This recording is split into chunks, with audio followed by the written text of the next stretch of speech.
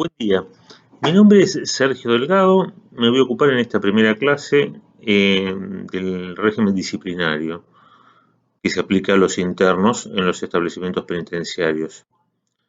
En nuestro país tenemos un primer problema, que es que gran parte de la población carcelaria no está alojada en establecimientos penitenciarios. Muchos procesados y también muchos condenados cumplen sus penas en calabozos de seccionales policiales o en alcaidías, que son establecimientos que no reúnen las características necesarias para el cumplimiento de una pena, es decir, no cuentan con sistema de aulas suficiente o capacidad áulica para toda la población, no tienen posibilidad de tener talleres laborales, no hay lugares donde hacer deportes, en fin, son lugares en los que en principio solo habría capacidad instalada para alojar por pocas horas a personas o por periodos muy cortos de tiempo en las etapas iniciales del proceso, y lamentablemente se desnaturaliza esto y se usan durante mucho tiempo en nuestro país. En algún momento el Censo Nacional Penitenciario informaba esto y era más o menos la mitad de la población del país, pero bueno, con solo ver la lista de establecimientos nos damos cuenta que la mayoría son alcaidías y no establecimientos penitenciarios. Que se llame establecimiento penitenciario tampoco quiere decir que tienen las condiciones adecuadas para alojar población penitenciaria. Muchos de los establecimientos penitenciarios son vetustos. Varios de los establecimientos del Servicio Penitenciario Federal son centenarios, edificios que ya tienen más de 100 años y que siguen en uso. Algunos edificios en la provincia son más que centenarios, ¿no? Pronto se van a cumplir 200 años. La penitenciaría de Mendoza, por ejemplo, es una de las primeras del país, que se destruyó primero en un terremoto, después se reconstruyó, sigue en uso como si estuviéramos en el siglo XIX. En Corrientes también hay un edificio muy antiguo, las de la provincia de Buenos Aires, muchas son también establecimientos centenarios, el penal de Olmos, bueno, no centenario, es de la década del 40 pero hoy hay otros más antiguos, ¿no? El de Mercedes, el de Sierra Chica, entre otros, que son más que centenarios. En estos establecimientos es más difícil llevar adelante la ejecución de la condena. Bueno, además de las cuestiones de infraestructura, por supuesto están las cuestiones relativas a la cantidad de personal. Ayer escuchábamos en el Congreso de Ejecución Penal del Centro de Estudios de Ejecución Penal de la UBA contar que en la cárcel de Olmos, por ejemplo, para más de 3.000 detenidos en un turno hay 15 funcionarios en el interior de la cárcel. Es decir, que 15 agentes penitenciarios se ocupan de la seguridad, movimientos, traslados. Es un disparate, es un penal que evidentemente no está en condiciones de funcionar de ninguna manera. Pensar que ahí se puede aplicar apropiadamente el régimen disciplinario también es disparatado. O sea, una primera cuestión son las cuestiones de infraestructura. Una segunda cuestión, las cuestiones de personal, que pueden ser mejores en los establecimientos penitenciarios federales, por ejemplo, pero que en general en las provincias dejan bastante que desear por la cantidad de personas que se quedan en los turnos y sobre todo por la cantidad de personas que se quedan en los turnos en los horarios donde se producen los conflictos, que generalmente son en los horarios nocturnos, en los fines de semana. En un fin de semana es posible que un penal, incluso un penal federal con una buena dotación de personal, por ejemplo, la cárcel de Rawson, recuerdo en algún momento tenía 600 internos y una dotación de alrededor de 450 funcionarios, que no es lo ideal, pero es una dotación más que suficiente para llevarla adelante en condiciones razonables, pero de esa dotación también en un fin de semana podía haber, con suerte y furia, 15 funcionarios en un establecimiento penal o menos. Entonces la posibilidad de llevar adelante alguna vigilancia o algún control de la situación es bastante limitada. Además de eso, se suma el tema de cumplir con los estándares internacionales y racionales para la aplicación de un régimen disciplinario. El sentido, supuestamente, de tener privada la libertad a las personas es o asegurar su comparendo juicio y que evitar que obstruyan la investigación en el caso de los procesados, o a través de un tratamiento penitenciario lograr que adquieran mayor capacidad de comprensión de la ley y adquieran mayor capacidad de poder cumplir la ley a través de los recursos que la ley dispone, es decir, incrementando sus conocimientos, incrementando su capacitación laboral, dándole herramientas conductuales que le permitan manejarse en sociedad de un modo más adecuado. Hace 70 años, cuando se aprobaron las reglas mínimas de Naciones Unidas para el tratamiento de los reclusos, el estándar internacional era distinto. El tratamiento penitenciario se veía como una cuestión obligatoria en todas sus partes para los internos. La idea de aplicar trabajos forzados a los internos como tratamiento no era algo descabellado. Todavía hoy hay constituciones como la de Estados Unidos en la enmienda 13, cuando se dispone la abolición de la esclavitud, señala la enmienda 13 de la Constitución de los Estados Unidos de 1865, ¿no? Cuando termina la Guerra Civil. Recién entonces se pudo probar que en el territorio de los Estados Unidos y en los lugares sometidos a su jurisdicción no hay esclavos o personas sometidas a servidumbre, salvo aquellos que han sido debidamente convictos en un juicio justo, algo por el estilo de la redacción. Es decir, la idea de pensar que la condena penal puede implicar trabajos forzados o esclavitud, que en realidad era lo que decía nuestro derecho contemporáneo por entonces, ¿no? Nosotros teníamos todavía las normas coloniales vigentes en la Argentina, allá para 1865, y la pena de galiotes era una pena usual. Es decir, era una de las penas previstas, eran 7 las formas de pena en las leyes de Indias, en las leyes de Alfonso el Sabio, estaban las penas mayores y las penas menores. Bueno, una de las penas era servir en las minas del rey, por ejemplo, como esclavo, o servir a los servidores, a los esclavos, servir a los esclavos era más humillante, todavía más degradante. En fin, ese tipo de penas eran todavía derecho positivo, vigente. Hace 70 años, hoy todavía están en la Constitución de los Estados Unidos, pero hace 70 años era una concepción defendible. Esta cuestión es importante tenerla presente porque la Ley 24660 del año 1996 innovó en esta cuestión, porque la regulación anterior, la Ley Penitenciaria Federal, establecía en su artículo 2 que el tratamiento penitenciario era obligatorio en todas sus partes. Entonces, si parte del tratamiento penitenciario era cursar estudios primarios o secundarios y el interno no iba a la escuela, podía tener una sanción disciplinaria. Parte del tratamiento penitenciario era tratarse una dolencia física y el interno no iba al médico, podía tener una sanción disciplinaria. Esto ahora no es así. Ahora claramente el artículo 5 de la ley establece los aspectos obligatorios del tratamiento penitenciario y los aspectos que van a ser meramente voluntarios. Y los aspectos obligatorios son los que tienen que ver con la convivencia, la disciplina y el trabajo. Que además el trabajo tiene una regulación especial porque hay todo un capítulo que lo regula como un derecho-deber. O sea, hay una parte que va a ser trabajo obligatorio y hay una parte que es trabajo capacitación. Y lo que es derecho no es en principio obligatorio. O sea, ahí hay una limitación también que corresponde hacer en la interpretación de esas normas. Y esto es importante tenerlo presente porque la legislación provincial, por ejemplo, no se ha adecuado enteramente esta innovación de la ley 24660. Si bien se reformó, por ejemplo, la legislación, el Código de Ejecución Penal de la Provincia de Buenos Aires, la ley 12.256 establece todavía el viejo criterio de que todo el tratamiento penitenciario es obligatorio para el interno y que tienen que obedecer todas las partes del tratamiento, con lo cual estas desobediencias podrían incorporarse como sanciones. Bueno, pero ha habido otros avances en la ley 12256. Pues vamos a tratar de hacer algún mínimo desarrollo de estas cuestiones.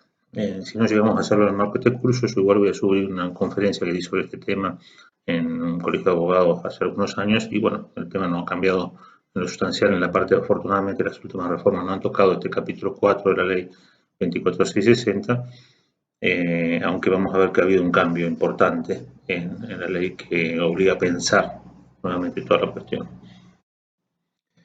El cambio que a mi juicio es muy importante es el que se hizo en el artículo 229, que decía: esta ley es complementaria del Código Penal. Texto clarito y sencillo. Ya lo había dicho antes el decreto ley 412/58, nunca con mucho éxito porque rigió como 40 años esa norma y la provincia de Buenos Aires nunca modificó su código de ejecución penal que se había dado en 1950, antes de la ley del 58, y se siguió manejando con ese código de ejecución penal y sus reformas como si no estuviera esa disposición en la Ley Penitenciaria Federal. Lo mismo ocurrió con este artículo 229 de la Ley 24660 en su texto original, que aunque dijo que es complementaria del Código Penal, la verdad es que no fue acatado por la provincia. La provincia de Buenos Aires seguía manejándose con el código anterior. Cuando hubo una serie de desórdenes a raíz de las denegatorias de los pedidos de libertad asistida presentados por presos provinciales ante los jueces provinciales, que decían que como esto no está incorporado al Código de Ejecución Penal no lo aplicaban, ahí se modificó el Código de Ejecución Penal de la provincia con la sanción de la Ley 256, pero curiosamente se incorporó el Instituto de la Libertad Asistida, incorporado por la Ley Nacional, con una regulación diferencial, muy distinta de la del Código Federal. En lo que, bueno, ahora no interesa el detalle de esa regulación, pero mantenía el mismo texto del artículo 54 para las penas inferiores a los 3 años, y en el caso de las condenas superiores a 3 años de prisión, el plazo se contaba 6 meses antes del previsto en el artículo 13 del Código Penal. Con lo cual, primarios y reincidentes tenían derecho, porque para todo corre el plazo previsto en el artículo 13 del Código Penal, tenían derecho 6 meses antes a gozar de la libertad asistida conforme a esa norma legal. Esta ley provincial después incluso se modificó para dejar a salvo que no, a los reincidentes no había que darle la libertad asistida ante la libertad condicional, y eso se corrigió, pero sigue teniendo un texto diferencial el día de hoy respecto del texto anterior de la ley 24660. Ahora se modificó también la ley 24660 en lo relativo a la libertad asistida, pero ahora además se modificó el artículo 229, que ahora dice que esta ley es complementaria del Código Penal en lo que hace a los cómputos de pena y regímenes de libertad condicional y libertad asistida. O sea, lo único que es obligatoria es en lo que hace a los cómputos de pena, que lo regula la ley 24660, salvo que entendamos que la referencia del estímulo educativo es un cómputo, pero en realidad el cómputo está regulado por el artículo 24 del Código Penal, y en lo que hace a la libertad condicional y a la libertad asistida. En todos los demás temas, por ejemplo, en el tema que estamos tratando ahora, que es el régimen disciplinario, aparentemente esta ley ya no es complementaria del Código Penal, con lo cual ahora las provincias no tendrían una regulación federal incorporada como ley marco para aplicar a nivel provincial, sino que están en una situación de anomia como la que podían tener cuando sancionó originariamente la ley 11833, que incorporó un régimen progresivo y dejó afuera lo que ocurría en todas las provincias. Bueno, la verdad que el sentido de esta reforma es bastante críptico, ¿no? El texto parece claro, está diciendo deja de ser complementario en todo, y en realidad hay muchas materias en las cuales la ley 24660 regula cuestiones esencialmente federales. Por ejemplo, todo lo que tiene que ver con las normas de la 24660 relativas a la prevención de la tortura. Hay una serie de regulaciones y resguardos. ¿Por qué van a dejar de ser un estándar mínimo que tengan que respetar las provincias? Obviamente siguen siéndolo. O sea, si hay una ley federal que está regulando un compromiso internacional que tiene que ver con la prevención de la tortura, que ahora dejó de ser derecho común porque ya no es complementario del Código Penal, igual yo creo que tiene que ser el piso del que debe partir la legislación provincial para regular la misma cuestión. En eso tenemos también algún problema con algunas desinteligencias en la legislación local. Pero bueno, volviendo al régimen disciplinario, hay un artículo en la ley que es el artículo 81, que es bastante claro. El poder disciplinario solo puede ser ejercido por el director del establecimiento, quien tendrá competencia para imponer sanciones, suspender o dar por cumplida su aplicación o sustituirlas por otras más leves de acuerdo a las circunstancias del caso. Esto también estaba en la ley anterior, en el decreto ley 412/58, es decir, siempre ha sido una potestad del director del establecimiento. La ley 24660, como novedad, que no ha sido alterada por la última reforma, incorpora las características que tiene que tener el director, que no estaban reguladas anteriormente con este alcance. Ahora la ley dice en el artículo 202 que la conducción de los servicios penitenciarios o correccionales y la jefatura de sus principales áreas, así como la dirección de los establecimientos, o sea, los directores de los penales, deberán estar a cargo de personal penitenciario con título universitario de carrera afín a la función. O sea, el director tiene que ser un profesional universitario. El artículo 203 además establece las funciones comprendidas en el artículo anterior se cubrirán por concurso interno. Entre los requisitos se exigirá además experiencia y capacitación administrativa, un adecuado perfil para el cargo y otras condiciones que fijen los reglamentos. Cuando por 2 veces consecutivas un concurso interno se declare desierto, se llamará concurso abierto de antecedentes y oposición. Esto no es poca cosa. El hecho de que sea obligatorio designar por concurso a los directores de las cárceles, concurso interno, y si no hay posibilidad de designar un profesional por concurso interno, por concurso abierto, público, de antecedentes y oposición, parece que es un buen mecanismo de garantizar la idoneidad de estos funcionarios. Lamentablemente, esta disposición que está vigente, porque la ley estableció que iba a regir unos años después, en las disposiciones transitorias, el artículo 225 dice: las disposiciones de los artículos 202 y 203 comenzarán a regir a partir de los 10 años de la entrada en vigencia de esta ley. La Administración Penitenciaria brindará el apoyo necesario para que el personal actualmente en servicio pueda reunir el requisito del título universitario en el plazo previsto en el apartado anterior, a cuyo efecto podrá celebrar convenios con universidades oficiales o privadas. O sea, claramente en la ley se buscó dar un tiempo suficiente. La carrera de grado se puede cursar en 5 años o en 6 años. Dar 10 años de tiempo para que los actuales oficiales pudieran recibirse de profesionales en las profesiones afines que resultan en menester, a través de convenios con universidades y demás, para lograr capacitar al personal que ya estaba con experiencia en los temas técnicos. El objetivo de la ley fue ese objetivo no se cumplió. Solo el Servicio Penitenciario Federal ahora modificó sus planes de estudio y a través de un convenio con la Universidad Nacional de Lomas de Zamora está brindando formación universitaria a los oficiales, a los cadetes de la Escuela de Oficiales del Servicio Penitenciario Federal de la Nación. Cursan la licenciatura en tratamiento penitenciario que dictan docentes de la Universidad de Lomas de Zamora, pero solo para esos cadetes.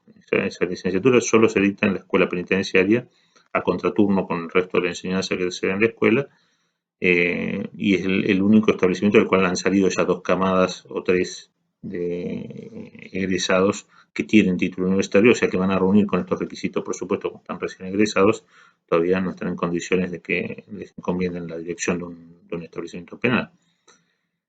Antes de eso también hubo convenios con otras universidades para favorecer la capacitación del personal, pero no fueron tan exitosos. Ha habido, por supuesto, personal penitenciario que ha accedido a título antes de los convenios y después de los convenios, pero tampoco es cierto que haya habido una política, que haya cumplido el objetivo de la ley con una política de estimular esto con licencias, con becas, con posibilidades reales de estudio, ¿no? Pensar que una persona que está trabajando como oficial o como funcionario tiene posibilidad de hacer una carrera universitaria en qué tiempo libre, ¿no? En qué momento, ¿no? Yo pienso también a cargo de un servicio en una unidad en medio del campo y después además poder estudiar una carrera no es nada fácil por más convenio que se haga con la universidad que sea. Si no se dan becas y si no se dan licencias pagas para hacer estos estudios, es muy difícil que se puedan concretar. Pero bueno, la intención de la ley es clara. Quien se va a ocupar de aplicar el régimen disciplinario va a ser un profesional universitario. Si no es un profesional universitario, claramente no reúne los requisitos que la ley exige hoy, porque están vigentes hace ya varios años, para poder administrar este régimen disciplinario. Este es una especie de secreto que estoy develando en el marco de este curso. Bueno, otra cuestión vinculada con esta cuestión de quién ejerce la potestad disciplinaria es la relativa a qué ocurre en los complejos penitenciarios. En los complejos penitenciarios federales hay un director general del complejo. Originariamente había solo un consejo correccional que era presidido por este director general del complejo y después había distintos módulos. En el complejo penitenciario de Ezeiza, por ejemplo, el complejo 1, hay 6 módulos de alojamiento, creo que con capacidad para 300 cada módulo, no sé si hay alguno más chico. Hay también un hospital penitenciario central, un módulo de ingreso y 6 módulos de alojamiento. Cada uno de esos módulos tiene un director. En una reforma que se hizo de la forma, porque esto empezó a funcionar originariamente con esta estructura, complejo general con un director general y módulos en cada uno de los cuales hay internos alojados todos supervisados por el mismo Consejo Correccional. La idea incluso era que ese Consejo Correccional fuera el único que elaborara historias criminológicas para todo el Servicio Penitenciario Federal y que aplicara un criterio uniforme entonces en la decisión de cuáles eran los contenidos que se iba a dar las historias criminológicas, los contenidos de los planes de tratamiento penitenciario individual, se hicieran con un mismo criterio, con la posibilidad de disponer de todos los recursos, ¿no? El servicio penitenciario, por ejemplo, tiene 70 talleres distintos de trabajo, laborales, repartidos por distintas unidades, entonces poder tomar toda esa oferta en forma conjunta era una idea interesante que nunca funcionó. Que quiere restablecer, curiosamente, la última reforma de la ley, pese a que probablemente no hay forma material de llevar adelante eso, porque un centro único no lo pudo hacer en ningún momento. De hecho, cuando se reformó la estructura organizativa, orgánica del complejo, a partir de la aprobación de un manual de funcionamiento, se crearon en cada uno de los módulos un consejo correccional. Entonces ahora el complejo penitenciario federal 1 tiene 6 consejos correccionales, uno en cada uno de los módulos, con su propio director. Sin embargo, la oficina de sumarios sigue estando en el complejo, en el módulo 2, o sea, hay una sola oficina de sumarios en todo el complejo que está en el módulo 2. Con lo cual, ¿quién debe en los complejos penitenciarios aplicar el régimen disciplinario? Esta es una cuestión que llevó bastante discusión jurisprudencial. Hay un fallo, el fallo Guzmán, que yo lo he comentado, se lo he publicado en una colección que la tiene citada en la bibliografía. En ese comentario yo explico que hay, bueno, ahora cambió parcialmente la integración por renuncias en la Cámara de Casación, pero había una mayoría virtual, aunque no había habido un plenario, la mayoría de los jueces opinaban que solo el director principal del complejo es el que tiene encomendada el ejercicio del régimen disciplinario, y como el director nacional del servicio no podía, no tenía encomendada esta función, tampoco puede delegarla, tampoco podía haber dictado el reglamento que dictó, autorizando que fueran los directores de módulo. Es decir, solo el director principal puede ejercer esta autoridad, y es la opinión jurisprudencial que se sostiene en ese fallo Guzmán, y que en realidad es la posición que sostiene la mayoría de la Cámara Nacional de Casación Penal actualmente. Otra cuestión vinculada también con este tema es ¿qué pasa cuando el director no está presente en la unidad? ¿Qué pasa, por ejemplo, el fin de semana, cuando está el jefe de día a cargo de la unidad, o a la noche, cuando está el jefe de turno a cargo de la unidad y se produce un conflicto? Bueno, la ley también es clara. Si bien el 81 dice que el poder disciplinario solo puede ser ejercido por el director del establecimiento, el artículo 82 dice: el reglamento podrá autorizar con carácter restrictivo que un miembro del personal superior legalmente a cargo del establecimiento pueda ordenar el aislamiento provisional de internos cuando existan fundados motivos para ello, dando inmediata intervención al director. O sea, ¿qué es lo que está diciendo acá? Que aunque no esté el director presente y todavía no se puede ejercer el poder disciplinario, sí se pueden tomar medidas cautelares.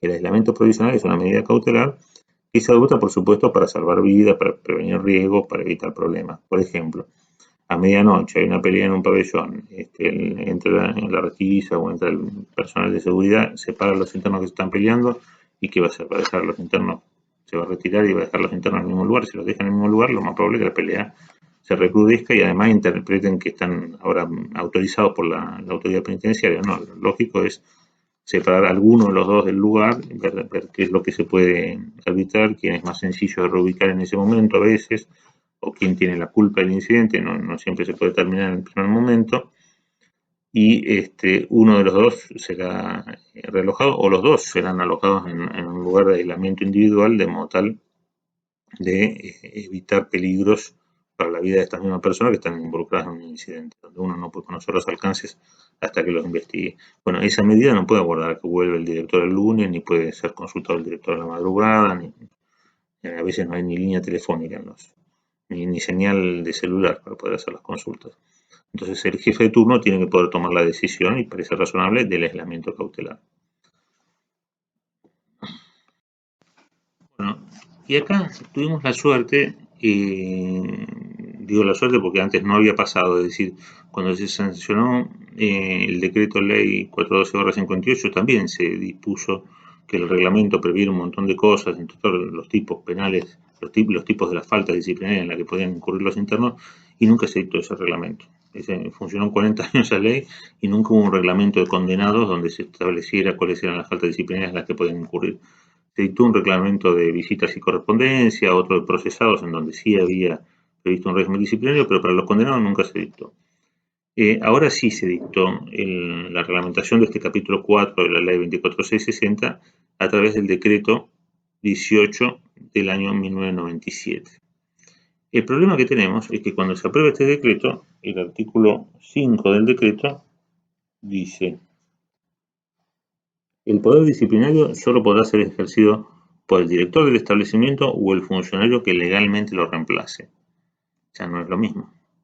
El artículo 81 habíamos visto que decía que solo el director del establecimiento podía ejercer el poder disciplinario y los reglamentos podían excepcionalmente autorizar que las medidas cautelares las dispusiera el personal que lo reemplaza. Bueno, acá está diciendo algo distinto el artículo 5.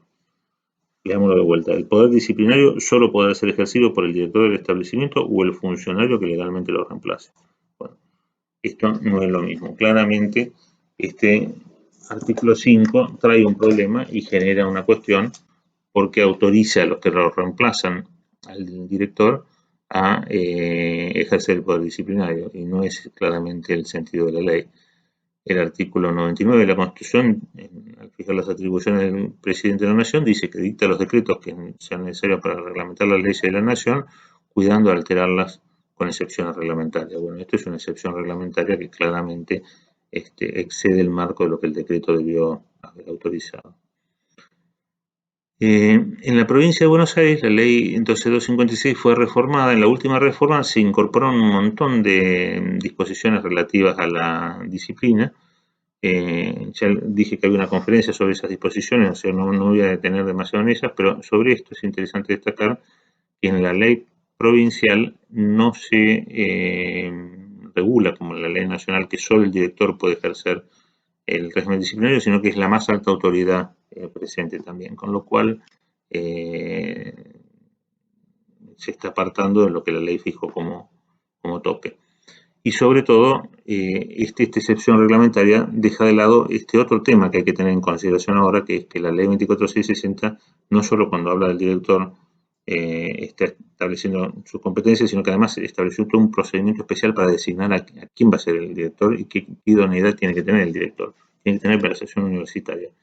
Los que lo reemplazan no siempre la tienen y no van a haber sido designados por concurso porque ascendió el director. O sea, claramente no va a haber posibilidad de que se cumpla con esto si se respetan estas disposiciones reglamentarias. Bueno, quiero leer ahora otra norma que a mi juicio es particularmente importante. Esta también se basa en las reglas mínimas de Naciones Unidas. Establece: el interno debe ser informado de la infracción que se le imputa, tener oportunidad de presentar sus descargos, ofrecer prueba y ser recibido en audiencia por el director del establecimiento antes de dictar resolución, la que en todos los casos deberá ser fundada. La resolución se pronunciará dentro del plazo que fije el reglamento. Este artículo dice todo lo que es necesario en realidad. Si uno solo interpretando este artículo podría deducir el derecho a ser defendido con un abogado particular, porque está diciendo: tiene que tener oportunidad de presentar sus descargos.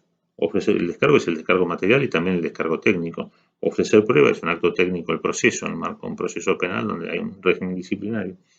Cierto que en el derecho administrativo no es obligatorio el patrocinio letrado, pero está permitido el patrocinio letrado.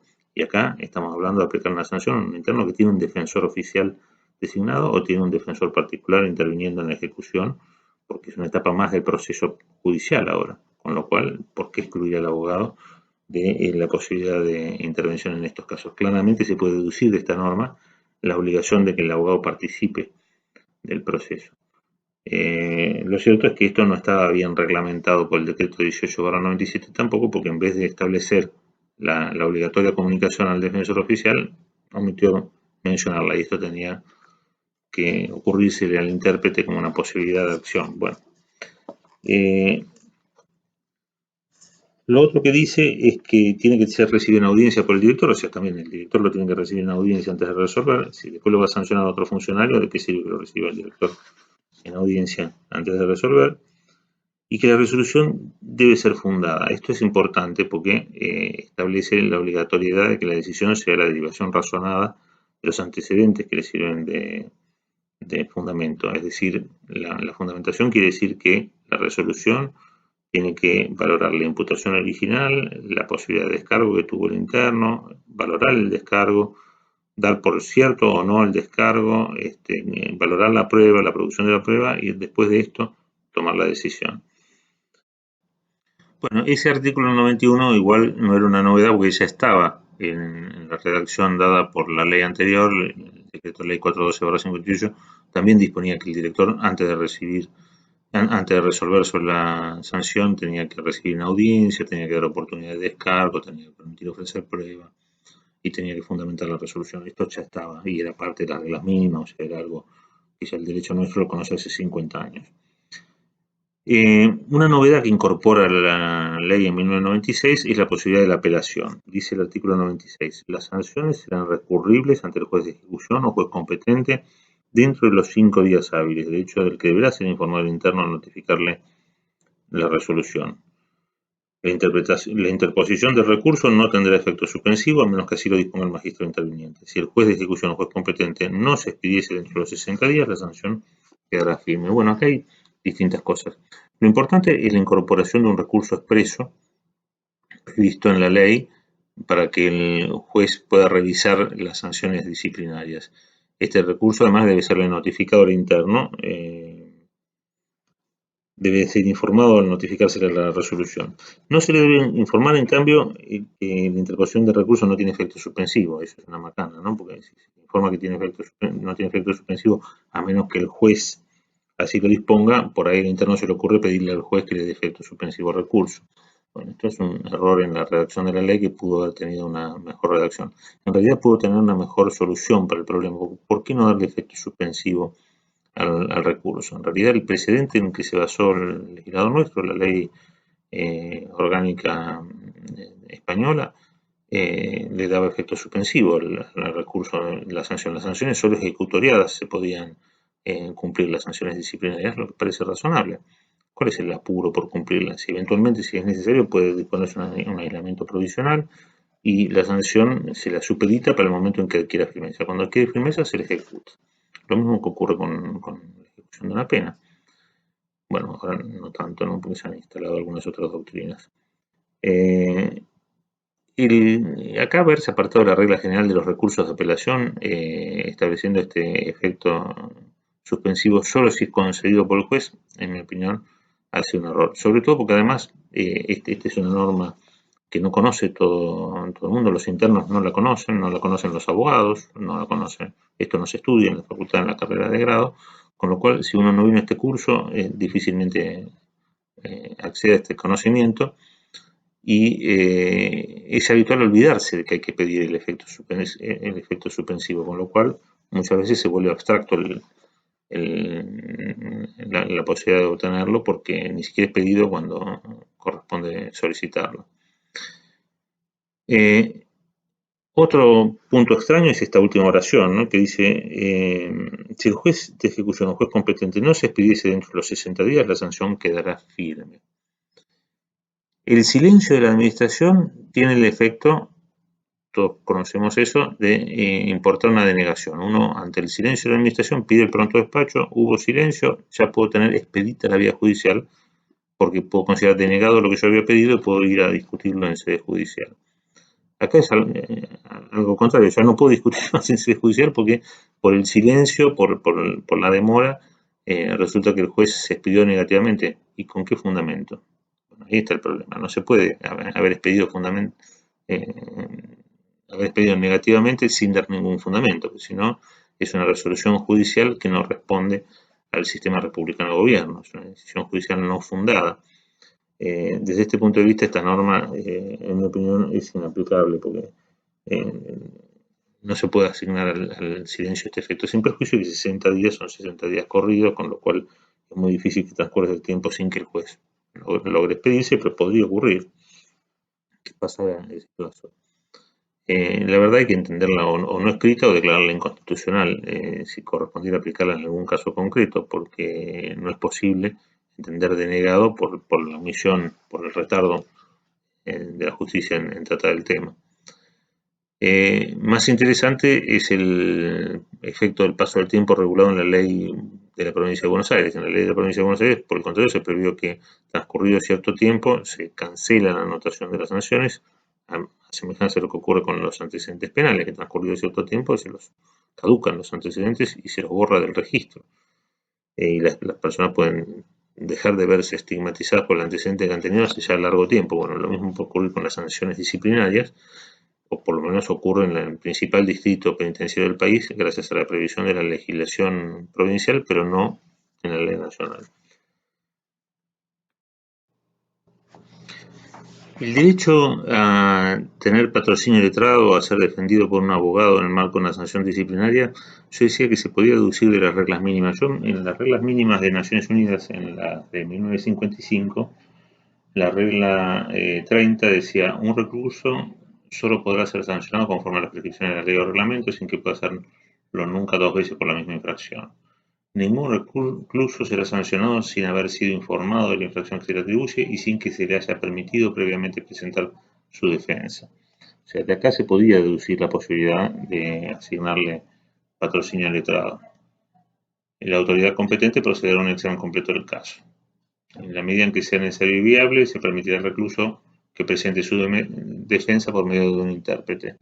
Esto es respecto a los que no hablan el idioma local. Bueno, las reglas mínimas de los reclusos de 1955 fueron ayornadas en el año 2015 con las reglas Mandela, y en las reglas Mandela mucho más claramente se dispone en la regla 41: los reclusos estarán autorizados a defenderse solos o con asistencia jurídica cuando el interés de la justicia así lo exija, en particular en casos que entrañen faltas disciplinarias graves. O sea que en las faltas graves hay que permitirles que, por interés de la justicia, tengan asistencia jurídica.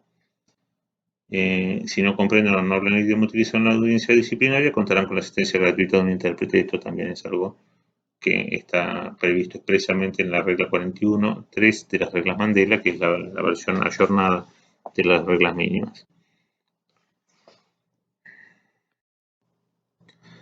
Esta cuestión del derecho a la defensa técnica fue motivo de un caso del Tribunal Europeo de Derechos Humanos, cuya traducción está publicada y mencionada en la bibliografía, y vamos a referirnos brevemente a las circunstancias del caso. Es el caso Campbell y Fell, que resuelve el Tribunal Europeo de Derechos Humanos el 3 de mayo de 1984. Los dos, Campbell y Fell, estaban condenados por delitos imputados en su carácter de integrantes del Ejército Revolucionario Irlandés, el IRA. Patrick Fell era un sacerdote católico, estaba imputado de conspiración para cometer incendio premeditado, conspiración para cometer daños intencionales y participar en el control y gestión de una organización o utilizando medios violentos para obtener un fin político, a 12 años de prisión. Bueno, estas dos personas que tenían esta grave condena habían estado alojados en una cárcel de Albany en la isla de White y participaron en una protesta por el trato que había recibido otro interno, y en esa protesta se tiraron en un pasillo y obligaron a que los retirara el personal. Hubo alguna trifulca, algún personal lesionado. Bueno, por ese hecho fueron imputados y sancionados, y como consecuencia de esa sanción, Fell vio agravada la ejecución de su condena.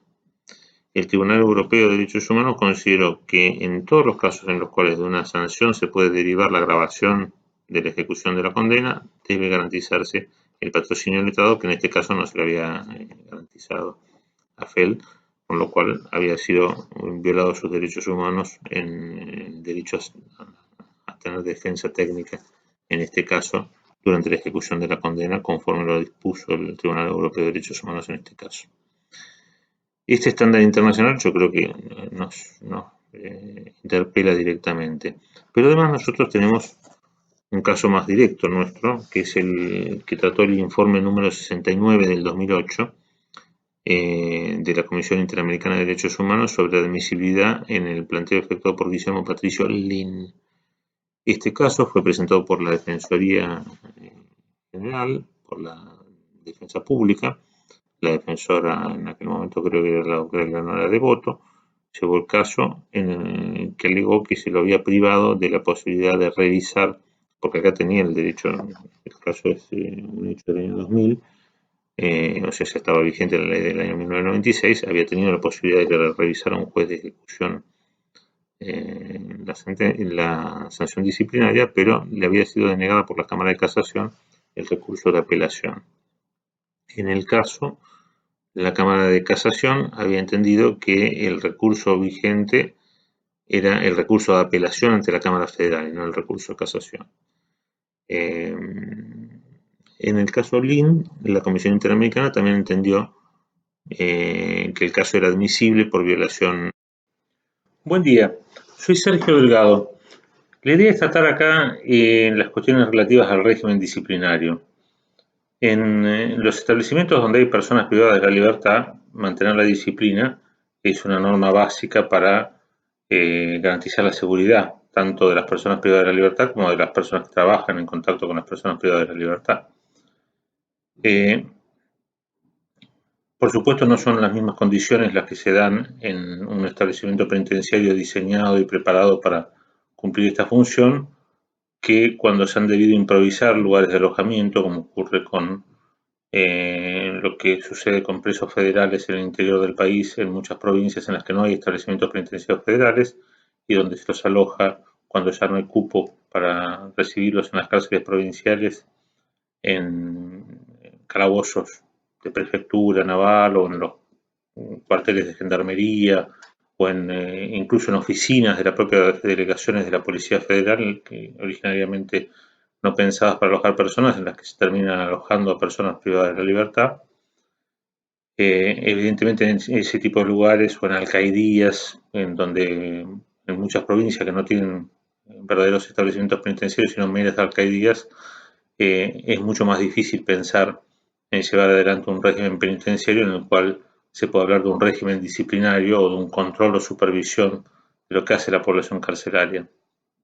La verdad que el régimen disciplinario presupone que la autoridad de aplicación, la autoridad que está a cargo del establecimiento, esté en control de lo que ocurre en el establecimiento. No es lo que ocurre en la mayoría de las cárceles de la Argentina. En muchas cárceles, incluso en algunos establecimientos federales, por ejemplo, lo que ocurre en el centro, el complejo penitenciario federal de la Ciudad Autónoma de Buenos Aires, la cárcel de Devoto, en la cual la estructura con la que está organizada no es la estructura adecuada para una cárcel de procesados ni de encausados.